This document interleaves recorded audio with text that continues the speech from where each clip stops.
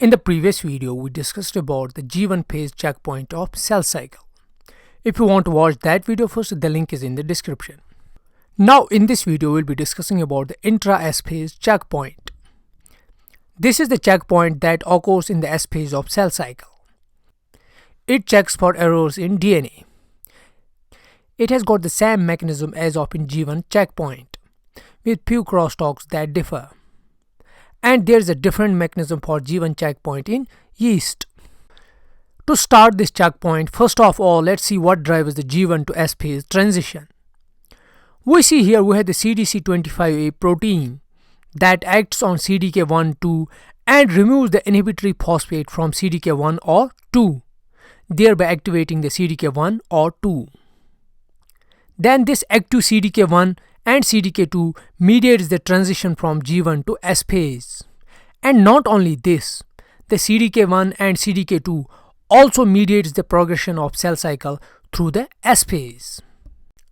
So when there is DNA damage or any kind of error is found, we need to stop the CDK1 and CDK2, because stopping the CDK1 and CDK2 protein means we are stopping the S phase progression. So in order to do so, we have some pathways. When the damage or error is found, the ATM and ATR are recruited and activated. The ATM for double strand breaks and ATR for single strand breaks. First of all, both activates the CHK1 and CHK2. And this CHK protein 1 or 2 inhibits the CDC25A protein. That means we cannot activate the CDK1, CDK2 protein, because CDC25A, which removes the inhibitory phosphate from CDK1 or CDK2, has just been inhibited. That ultimately leads to halting of cell cycle at that point.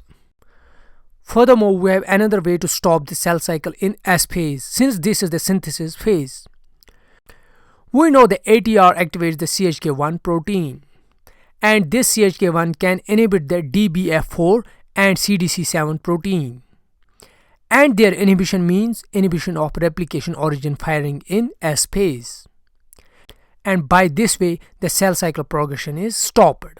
So this is the another way to stop the cell cycle.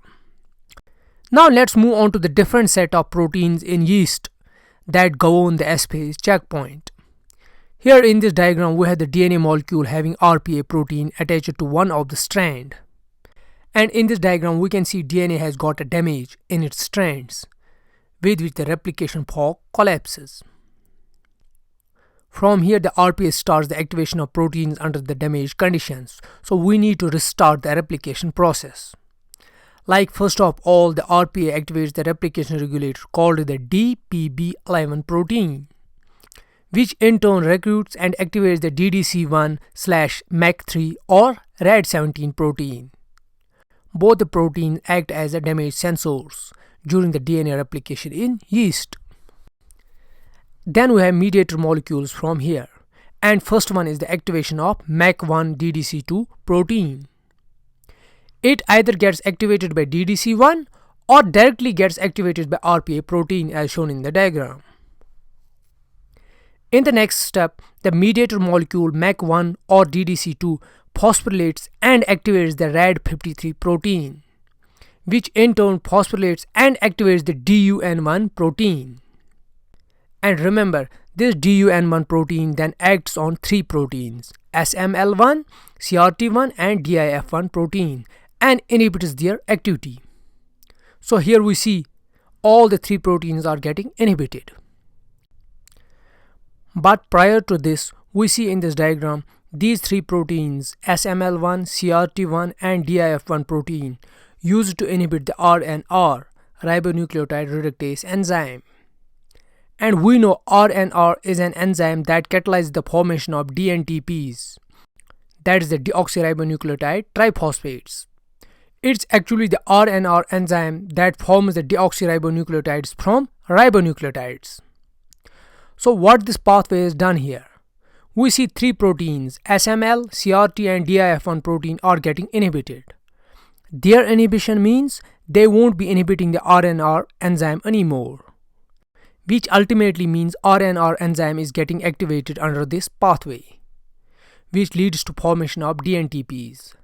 So we are creating more and more dNTPs for the replication process that has just been halted due to damage. So this way we are pushing more and more dNTPs for the replication to restart the process of DNA replication. So these are the major pathways that are driven during the intra-S phase checkpoint of cell cycle. I hope you like the video. If you like it, give it a thumbs up. Do consider supporting my work on Patreon and also make sure to subscribe to the channel. Thanks.